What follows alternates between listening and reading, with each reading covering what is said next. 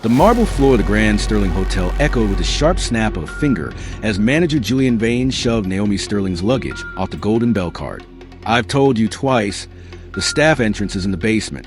This lobby is reserved for guests with minimum net worth." Vane's voice was a jagged edge of arrogance. Naomi, a world-famous mogul of dark complexion, and a woman whose face graced the covers of business magazines, didn't raise her voice. She adjusted her designer glasses and looked at the manager with a chillingly calm gaze. "Julian, you're currently tossing the luggage of the woman who financed this entire renovation. You have exactly 60 seconds to check the founders list before the CEO arrives to ask me why his silent partner is being treated like an intruder." The sound of the elevator dings and a panicked look from the front desk clerk signaled a status reversal that would leave Vane begging for his job by dinner. The evening in Manhattan was a blur of neon and luxury. Naomi Sterling, a woman of dark complexion whose business empire spanned 3 continents, stepped through the revolving doors of the newly opened Vane Sterling Hotel. She was dressed in a minimalist, high-end silk tracksuit, the quiet luxury of the truly wealthy. She wasn't there for a photo op. She was there for a surprise inspection of her newest investment. She was a picture of success. But to Julian Vane, the head manager who prided himself on curating the hotel's atmosphere, she didn't fit his image of a VIP. Julian was a man who bowed to celebrities he recognized and bullied anyone he didn't. He stood behind a mahogany desk, looking down at Naomi with a smug, dismissive sneer. "Can I help you with a delivery?" Julian asked, his voice dripping with condescension. "I'm here to check into the Imperial Suite," Naomi replied, her voice smooth and resonant. "The reservation should be under the Founders Block." Julian laughed, a dry, mocking sound that caught the attention of the socialites in the lounge. "The Founders Block is for the board of directors, not for people looking to take selfies in the lobby. If you want a room, there's a budget motel 3 blocks over that's more your speed." Naomi reached for her black titanium card to prove her identity, but Julian wasn't interested in proof. He was interested in maintaining his exclusive environment. Julian reached out and forcefully grabbed Naomi's arm, physically pulling her away from the check-in desk. The physical abuse of power was swift and public. Julian shoved Naomi toward the luggage rack, his hand pressing firmly against her shoulder as he signaled for security. "I set out," Julian hissed, his face inches from hers. "I don't care what fake card you're holding. I know who belongs in this hotel and who doesn't. You're making the guests uncomfortable with your attitude." Naomi suffered the physical violation with a stoic, heartbreaking dignity. She felt the cold marble of the pillar against her back, the very marble she had personally approved for the lobby. "Julian, you are making a catastrophic professional mistake. You are currently committing battery on a stakeholder. I suggest you remove your hand before your career becomes history." Julian didn't listen. He ratcheted the pressure on Naomi's wrist, intentionally causing her to drop her phone. "I'm the manager here. I am the history of this hotel." He forcefully shoved her luggage cart toward the street, the expensive bags tumbling onto the sidewalk. A crowd of wealthy guests and a group of paparazzi waiting for a film star began to gather.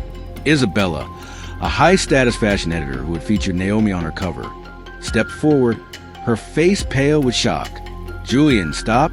Are you insane? That's Naomi Sterling," she shouted, her voice trembling. "Stay back, Isabella. I'm handling a security issue." Julian lied, his arrogance forcing him to double down on his error. A young bellhop named Leo, the low-status relative in the hotel, tried to intervene, holding up his tablet.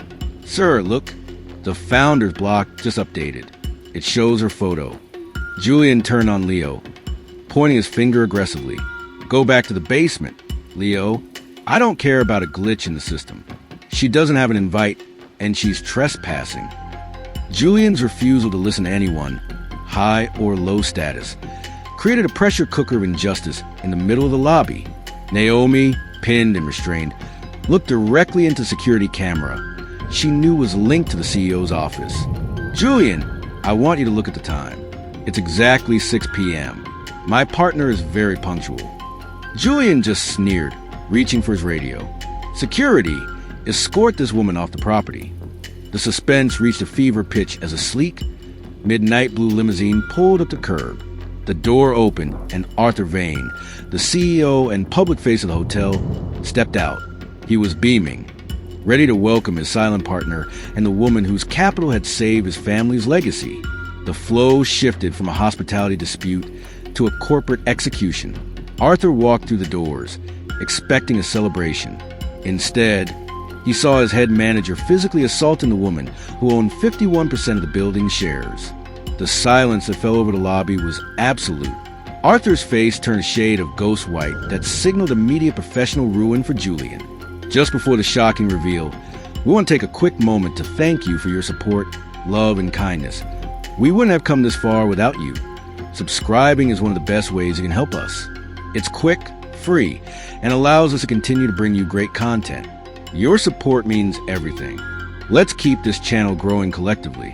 Where are you watching from? Drop your city and country in the comments below. Thank you very much. Now, let's get back to the story. Arthur Vane didn't even acknowledge Julian. He sprinted across the lobby, his leather shoes skidding on the marble. He reached Julian and, without a single word of warning, physically ripped Julian's hand off of Naomi. "Julian," Arthur roared, his voice shaking the crystal chandeliers. "Get your hands off her. Now!" Julian, still blinded by his own smugness, looked up. "Arthur, sir, I caught this woman trying to scam a room in an imperial suite. She was being aggressive." Arthur didn't let him finish. He turned to Naomi, his eyes filled with a terrifying mixture of shame and panic. "Naomi, I am so sorry. Please tell me he didn't hurt you," Arthur stammered, bowing his head in front of the entire lobby. Naomi Sterling straightened her silk jacket, her eyes cold and precise. She looked at the trembling Julian, then back at Arthur. "Arthur," Naomi said, her voice a razor-sharp blade, "your manager seems to think I don't fit the image of this hotel. Perhaps you should explain to him that I don't just fit the image. I own the building." The opulent lobby of the Vane Sterling Hotel, usually filled with the soft clinking of champagne flutes, was now as quiet as a courtroom. Julian Vane stood paralyzed, his hand still tingling for where the CEO had ripped it away. He watched in slow-motion horror as Arthur Vane, a man who normally exuded untouchable confidence, began frantically adjusting the luggage Naomi had been forced to drop. "Arthur, what are you doing?" Julian stammered, his voice thin and desperate. She didn't have a reservation. She doesn't need a reservation, Julian." Arthur exploded, spinning around with a face of pure fury. "She is the majority shareholder. She is the one who liquidated her tech assets to keep this hotel from foreclosure during the pandemic. Without Naomi Sterling, this building would be a parking lot, and you would be out on the street." The power shift was tectonic. The intruder was revealed as the savior of the entire brand. The socialites in the lobby, people Julian had spent years trying to impress, began to whisper and point, their cameras capturing Julian's disintegration in real time. The underestimated person was now the highest authority in the room, and the manager's curated image had just become his professional tombstone. Naomi Sterling stepped forward, the light from the chandeliers catching the calm, lethal intelligence in her eyes. She didn't need to scream.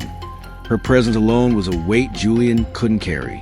"Julian," Naomi said, her voice dropping to a low, resonant frequency that commanded every ear in the room. "You told me you knew who belonged here. You told me you were the history of this hotel.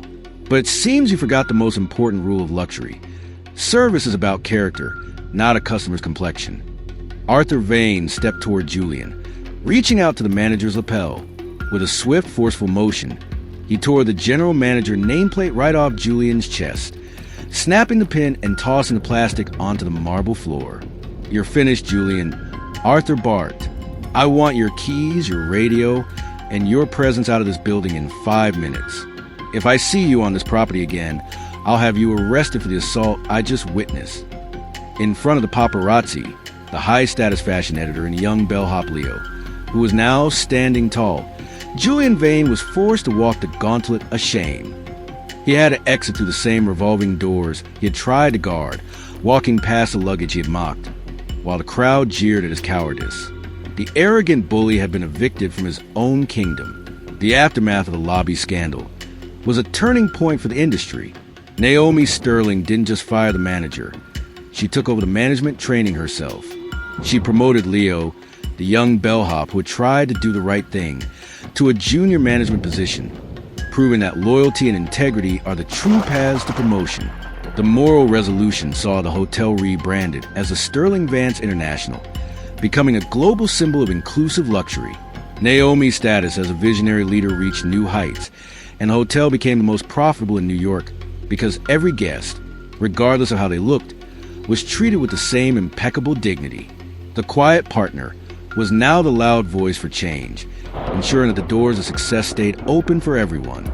The greatest mistake you can make is to measure a person's worth by the clothes they wear or the assumptions you hold.